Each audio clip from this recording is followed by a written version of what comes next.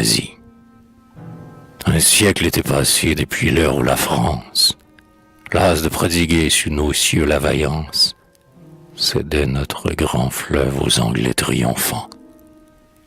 Un siècle était passé depuis l'heure fatale, où la mère patrie à sa vieille rivale livrait en nos aïeux la fleur de ses enfants. Comme sous le soleil et la brise féconde, la plaie au tronc rameux de l'arbre qu'on émonde décroît, se ferme et laisse à peine au bois un pli. La blessure que fit à tant d'âmes si fières le départ de la France abandonnant nos pères s'était cicatrisé au souffle de l'oubli. Et puis 93 avec ses hécatombes, la guillotine ouvrant 1 million de tombes dans un sol tout souillé des plus honteux excès. Les crimes couronnés par la main de la force, puis l'affreux marat jusqu'à l'ogre de Corse, nous avaient détachés de l'étendard français. Et nous n'évoquions plus notre mère envolée. La nation naissante, à jamais consolée, cherchait à conquérir l'amour de son vainqueur. La France était pour elle un instant effacé.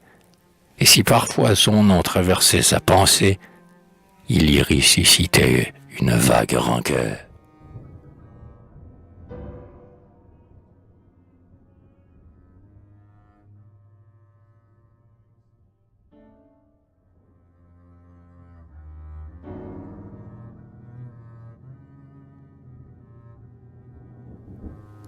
Mais tu parus soudain, fier et noble poète, de la muse héroïque en bouchant la trompette, tu te mis à chanter les exploits merveilleux, accomplis sur nos bords par la Gaule immortelle.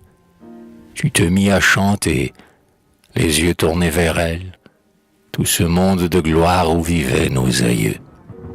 Tu dis, tout enflammé, les combats de nos braves, en des chants la foi éclatant et suave, et dont toujours les cœurs seront fanatisés.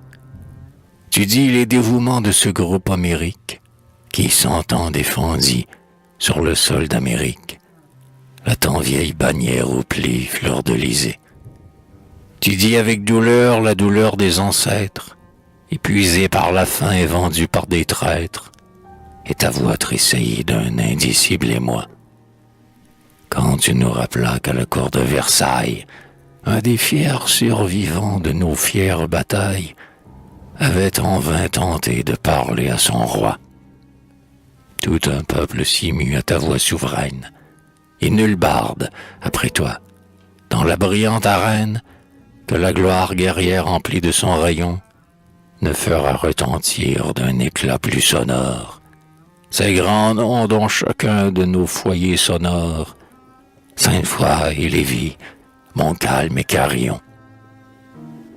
Bien souvent tu vantas cette indomptable race, dont sont sortis les preux dont nous baisons la trace. Tu la vantas avec ton génie et ton cœur, et tu nous la fis voir éblouissant le monde, débordante de foi, valeureuse et féconde, comme autant de bailleurs sans reproche et sans peur. Déposant le clairon pour caresser la lyre, tu louas, emporté par un divin délire, sur la cime où le vol de l'aigle n'atteint pas, Napoléon grisait du vent de la victoire, et paraissant trouver trop étroit pour sa gloire, l'ancien monde effaré qui tremblait sous ses pas. Tu célébras aussi cette invincible armée, qui rougit de son sang les neiges de Crimée. Tu chantas ardemment les hauts faits des héros, qui, sous les 3 couleurs, ô sublime folie, en voulant secourir la jalouse Italie, tombaient comme Roland au champ des Roncevaux.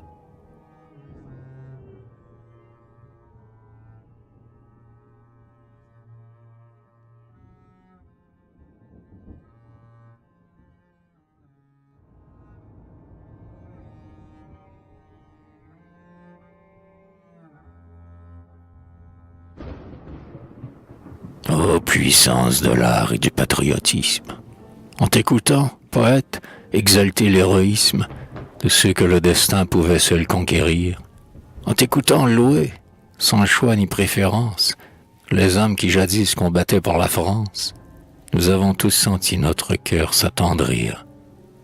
Tes refrains inspirés électrisaient les âmes. Des saints espoirs mourants, ils ravivaient les flammes. Il étouffait en nous toute animosité. Et quand tu proclamas, chanteur digne de Sparte, les combats de géants du premier Bonaparte, nous avons tous frémi de joie et de fierté. Grâce à tes doux accents, bien des torts s'oublièrent. Les ombres qui cachaient la France s'envolèrent, le soleil de sa gloire à nos yeux éclata. Grâce à l'enchantement de tes strophes divines, dans l'histoire on ne vit que Tolbiac, Bouvines, Marignan, Austerlitz, Malakoff, Magenta. Grâce à toi, nous avons absous l'âme attendrie, celle qui pour nous tous restera la patrie. Grâce à toi, nous l'aimons d'un cœur passionné, comme l'enfant longtemps délaissé de sa mère, en l'entendant louer par une voix sincère, sans pour elle grandir son amour obstiné. Ouais, tu nous rappelais bien des fois l'épopée que la France écrivit de sa puissante épée.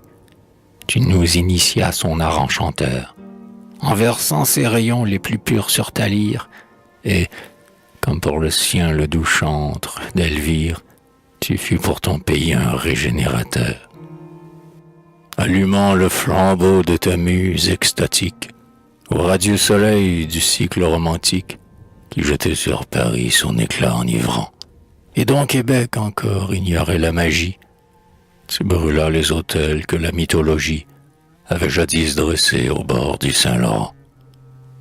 Et dans un idiome aussi pur que vivace, après avoir longtemps chanté de notre race, les antiques combats et les récents exploits, tu nous dis les beautés de nos plages prospères, où, pour les saluer et les bénir, nos pères plantaient un drapeau blanc à côté d'une croix. Tu chantas nos forêts aux dômes gigantesques, nos lacs plus grands que ceux du poème dantesque, notre fleuve géant et nos champs infinis.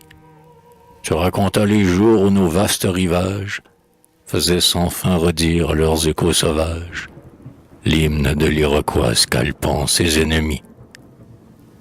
Et nous avons été ravis, divin poète, d'entendre dans tes chants gazouiller l'alouette, murmurer les sapins, soupirer les roseaux, jaser les flots mouvants et les algues mobiles, le large Saint-Laurent caresser les mille îles, ces fragments de l'Éden égrenés dans ses eaux.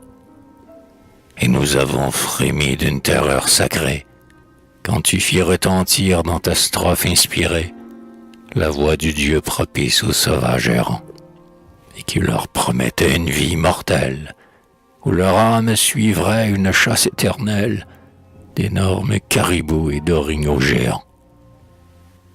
La vénération, la sainte idolâtrie, qui fait à tous les bords préférer la patrie, était enracinée en ton cœur si loyal. Elle y croissait puissante, immuable et sans tache, et nul effort n'aurait brisé la douce attache qui liait ta grande âme au paradis natal. Nos bois mystérieux et nos eaux solennelles captivaient ton esprit autant que tes prunelles. Leur humeur te donnait de suaves frissons, et, comme dans l'artère un sang inaltérable, comme en jet débordant la sève dans l'érable, l'amour de ton pays coulait dans tes chansons.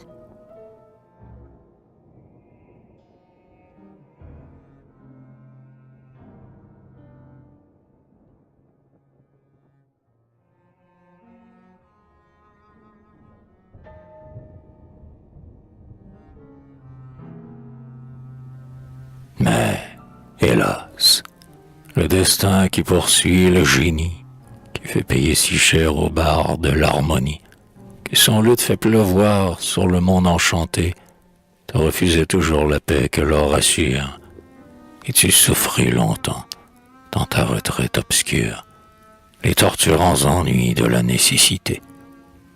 Pendant que tu disais les travaux des ancêtres, marins et laboureurs, trappeurs, soldats et prêtres, pendant que tu chantais ces immortels héros, pour toi se préparait la plus terrible épreuve. Et tu partis, un soir. Tu quittas le grand fleuve, qui tant de fois t'avait balancé sur ses flots. Tu disparus alors comme un astre se couche, et le vent de l'exil, glacial et farouche, emporta ton esquive bien loin des tiens en pleurs. Ton départ ténébreux attrista nos rivages, et 16 ans tu subis le plus dur des servages. Ton cœur aimant saigna de toutes les douleurs. La mort seule devait sonner ta délivrance. Et maintenant, au bord de l'océan immense, tu dors en paix, bercé par le flot solennel, qui te chante toujours son hymne de souffrance. Tu dors enseveli sous la terre de France, comme l'enfant caché dans le sein maternel. Là, nul ne t'ira plus abreuvé d'amertume, et ton nom, si longtemps enveloppé de brume, par l'ombre de l'exil si longtemps obscurci, brille au-dessus d'un gouffre où bave encore la haine, comme l'arc-en-ciel, lui, en sa splendeur sereine, sur l'abîme écumeux du vieux Montmorency.